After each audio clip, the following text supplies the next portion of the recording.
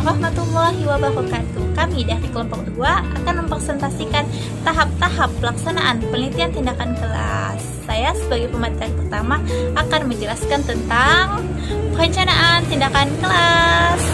Perencanaan adalah kegiatan atau planning yang pada awalnya dalam melakukan penelitian tindakan kelas. Langkah ini menjadi landasan bagi langkah-langkah yang selanjutnya. Tahap ini dilaksanakan pada perencanaan yang pertama meliputi identifikasi masalah. Dalam mengidentifikasi masalah, suatu rencana penelitian tindakan kelas diawali adanya masalah-masalah yang dirasakan atau disadari oleh seorang guru di dalam kelas. Apabila dibiarkan terus-menerus akan berpengaruh kepada proses pembelajaran.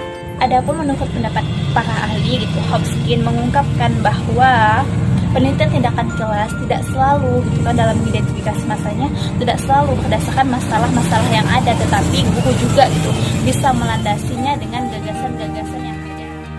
Menurut Sudarsono di dalam bukunya Pedoman Penelitian Tindakan Kelas, ada beberapa pertanyaan yang dijadikan panduan untuk si peneliti dalam mengidentifikasi masalah, yaitu dengan 5W 1H.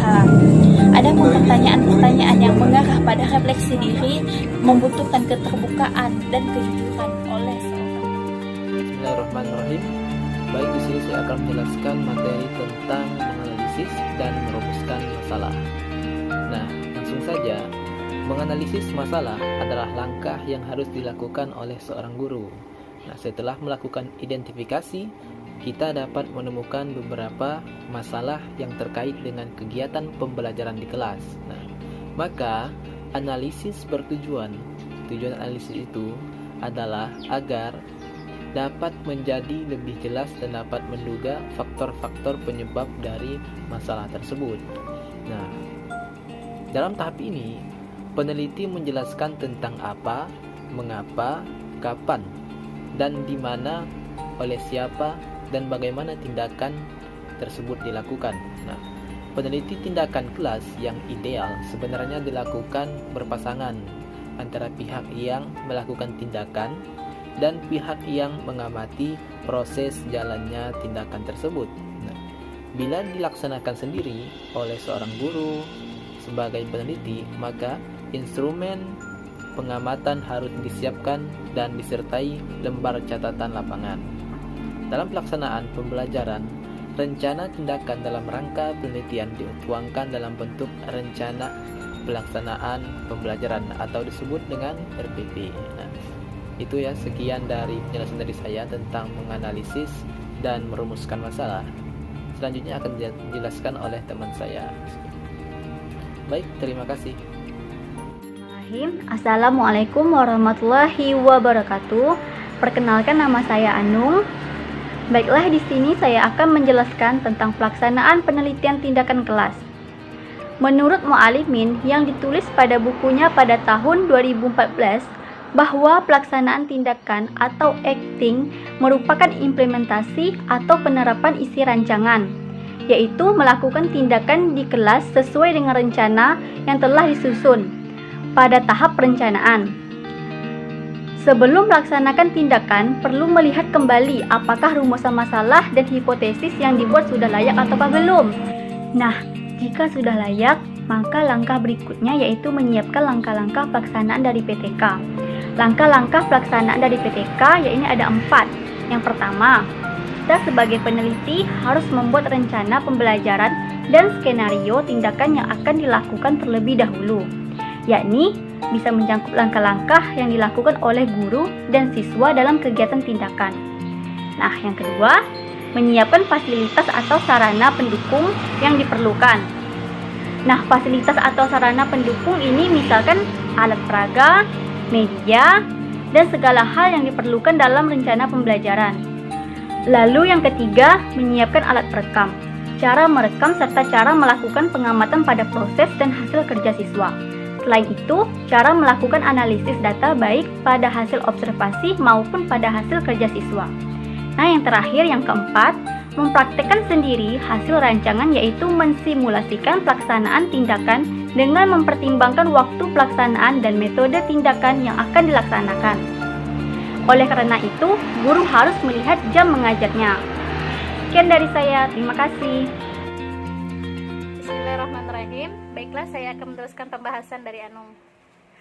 Pelaksanaan merupakan implementasi dari semua rencana yang telah dibuat.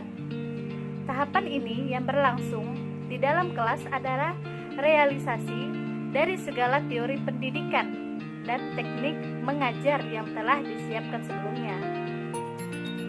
Langkah-langkah yang dilakukan guru tentu saja mengacu pada kurikulum yang berlaku dan hasil yang diharapkan berupa peningkatan efektivitas, keterlibatan kolaborator untuk membantu si peneliti agar lebih mempertajam refleksi dan evaluasi yang dilakukan terhadap apa yang terjadi di dalam kelasnya sendiri.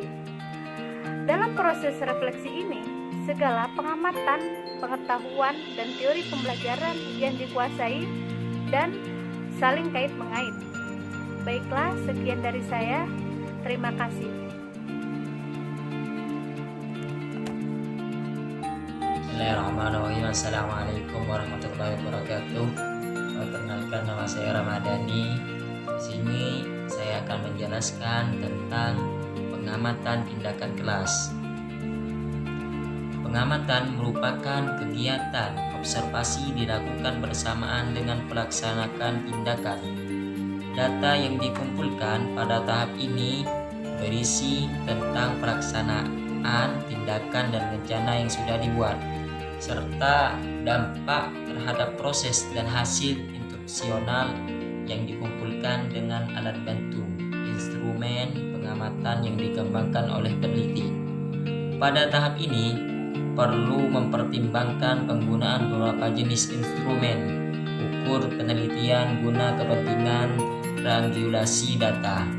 Dalam melaksanakan observasi dan evaluasi, guru tidak harus bekerja sendiri. Dalam tahap observasi ini, guru bila dibantu oleh pengamat dari luar atau sejawat atau pakar. Dengan kehadiran orang lain dalam penelitian ini, penelitian tindakan kelas yang dilaksanakan menjadi bersifat kolaboratif. Hanya saja pengamat luar tidak boleh terlibat terlalu dalam dan mengintervensi terhadap pengambilan keputusan tindakan yang dilakukan oleh peneliti. Terdapat 4 metode observasi, yaitu observasi terbuka, observasi terfokus, observasi terstruktur, dan observasi sistematis. Sekian dari saya. Bismillahirrahmanirrahim. Baiklah, saya akan melanjutkan materi yang telah disampaikan oleh Saudari Rehan, yaitu refleksi tindakan kelas.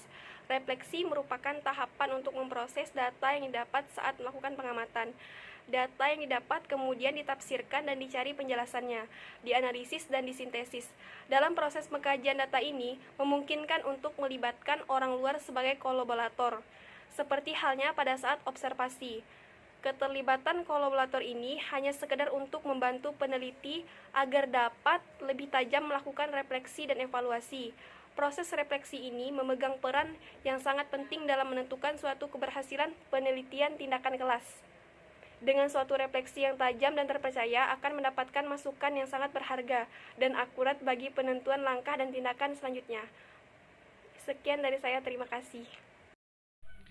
Assalamualaikum warahmatullahi wabarakatuh. Perkenalkan, nama saya Sola. Baiklah, saya akan melanjutkan tentang refleksi. Refleksi yang tidak tajam akhirnya menyebabkan kegagalan suatu penelitian tindakan kelas. Tentu saja kadar ketajaman proses refleksi ini ditentukan oleh ketajaman dan keragaman instrumen observasi yang dipakai sebagai upaya triangulasi data. Terus, observasi yang hanya menggunakan satu instrumen akan menghasilkan data yang miskin. Adapun untuk memudahkan dalam refleksi bisa juga dimunculkan kelebihan dan kekurangan. Setiap tindakan ini dapat menjadikan dasar perencanaan siklus. Selanjutnya, perencanaan refleksi diusahakan tidak boleh lebih dari 24 jam. Artinya, begitu selesai observasi, langsung diadakan refleksi bersama kolaborator. Jadi dapat disimpulkan tentang refleksi merupakan langkah terakhir suatu siklus penelitian tindakan kelas. Dalam tahapan ini, guru merenungkan dan menarik kesimpulan apakah metode penelitian tindakan kelas dilakukan untuk menghadapi permasalahan di kelasnya berdampak positif atau negatif. Baik, terima kasih.